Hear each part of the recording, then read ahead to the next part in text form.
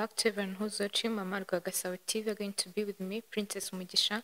Let's start with the news headline. President Paul Kagame arrives in Saudi Arabia for the F119 conference. On the international scene, Ivory Coast, Alassane Ouattara wins the re-election with 89.77% votes. US and Japan signed the rare earth deal as tech deals golden age in the Barato ties. Let's take a short break to be back with the news details.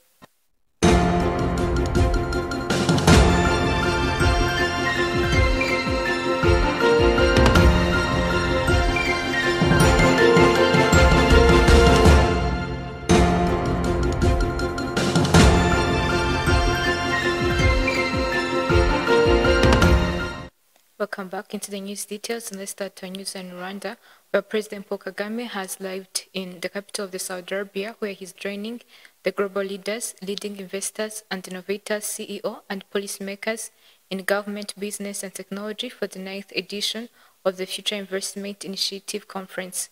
According to the Office of the President, Paul Kagame began his visit with a Barato meeting with the Crown Prince Mohammed bin Salman. The three-day event runs from October 27th to 30th, 2025, under the theme of the key prosperity unlocking new frontiers of the growth. The conference provides a platform for thoughtful debate and dialogue aimed at establishing solutions based on narratives on the future investment and policy. On the first day of FI, President Paul Kagame is expected to participate in the Heads of the States conclave, proposing the question, what is the trust cost of the economic security? President Paul Kagame, alongside President of Guyana, Cousin Colombia, the discussion will be moderated by the Senator of the Italian Republic and the former Prime Minister of Italy. President Kagame will also join the panel discussion questioning is humanity heading in the right direction, alongside President Ali of the Guyana and many others. The discussion will be moderated by Richard, Chairman of Executive Committee and Acting CEO of the Future Investment Initiative Institute. Rwanda and Saudi Arabia already enjoy strong diplomatic and economic relations, agreement with healthcare, education, energy, and infrastructure. Turning to our next story, the 25th anniversary of the UN Security Council resolution of 1325 on women, peace, and security, a call to action remarks by Rwanda was delivered by the PR Martin Ngoga at the United National General Assembly on October 27, 2025. Thank you, Mr. Chair, Madam Minister, and all the briefers, and welcome to New York, Madam Muramura. Happy to meet you again. Chair, allow me to start off by commending you for convening this meeting. This anniversary is more than a moment of reflection. It is a call to action. 25 years since the adoption of Resolution 1325, progress is undeniable, yet the goal remains unfinished. Women's full, equal, and meaningful participation in peace building is still a promise, not a reality. For Rwanda, this is not a theory, it is a lived experience. After 1994 genocide against the Tutsi, Rwanda learned that the peace without women in peace is peace without a foundation. Our reconstruction proved that sustainable peace depends on women's empowerment. Today, women make up 63.75% of Rwanda's parliament. They serve in all branches of security institutions. They lead financial institutions. They lead and serve under the UN flag in peacekeeping missions around the world. Within the Peacebuilding Commission, the Women, Peace and Security agenda must stay at the core. The PBC is uniquely placed to make peacebuilding strategies inclusive, nationally owned, and truly representative. Women's perspectives must shape every dimension, from institution building and transitional justice to addressing climate-related security risks. Rwanda stresses that commitments alone are not enough.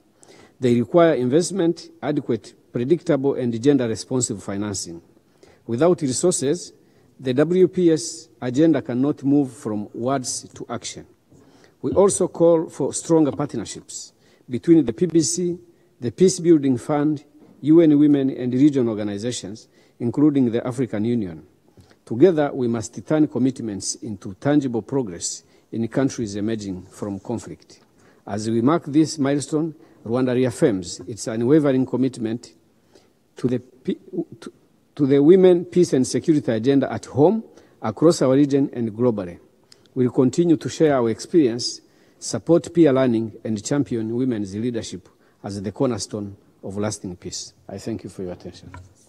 Now let's turn our focus to this story where members of the Public Account Committee and the Committee on the Social Affairs are conducting a two-day workshop on strengthening the legislative oversight through the performance of the audit. Opening the workshop, Deputy Speaker of the Chamber of Deputies, Uwineza Berin, emphasized that Rwanda performance audits shine light on how policies translate into the results. They enable Parliament to evaluate whether the public funds are being used to achieve the intended goals of improving lives and advancing national aspiration under the National Strategy for Transformation and the Vision 2050.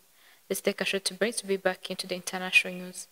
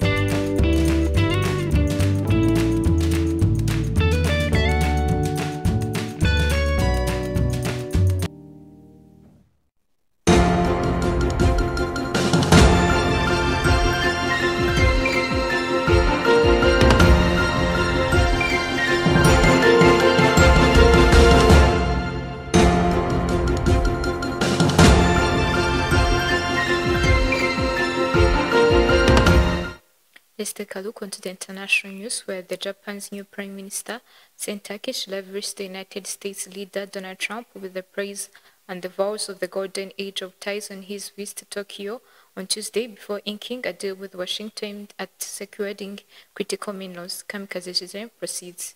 On the international news, Ivory Coast President Alassane Ouattara has won a fourth term in office with 89.77% of the vote, according to provisional results announced on Monday.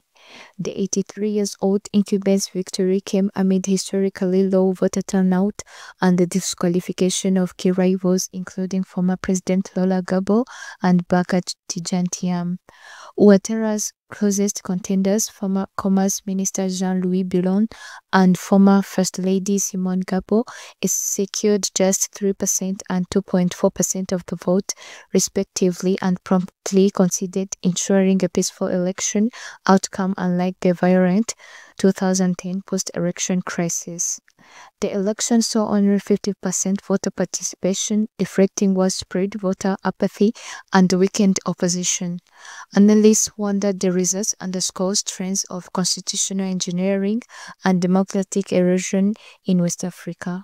While Ouattara's tenure has overseen economic growth, his re-election raises questions about political succession as the ruling party remains divided and no clear successor has emerged, leaving the country's future leadership uncertain. Preceding, Japan's new Prime Minister Sanae Takaichi and US President Donald Trump have strengthened bilateral ties during Trump's visit to Tokyo, signing a rare earths and critical mineral agreement.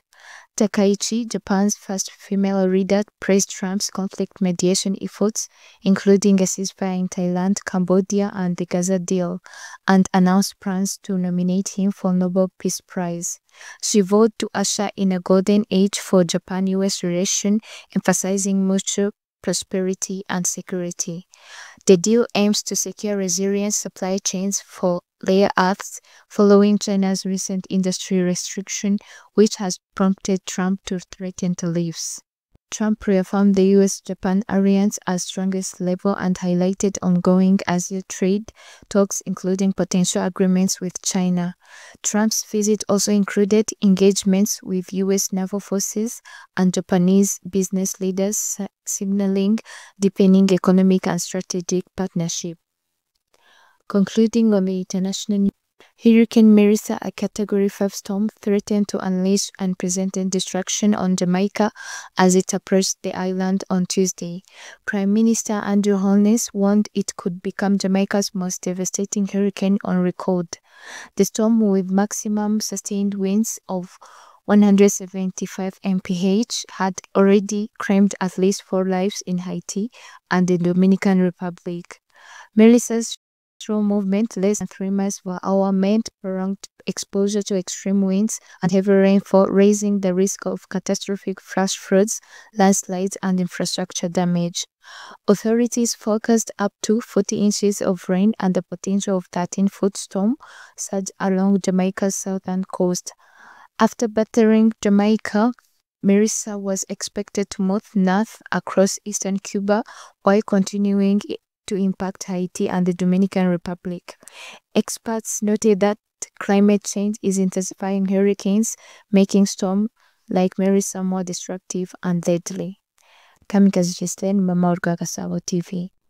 As we come to the end of the news edition today, let's go back with the news heading.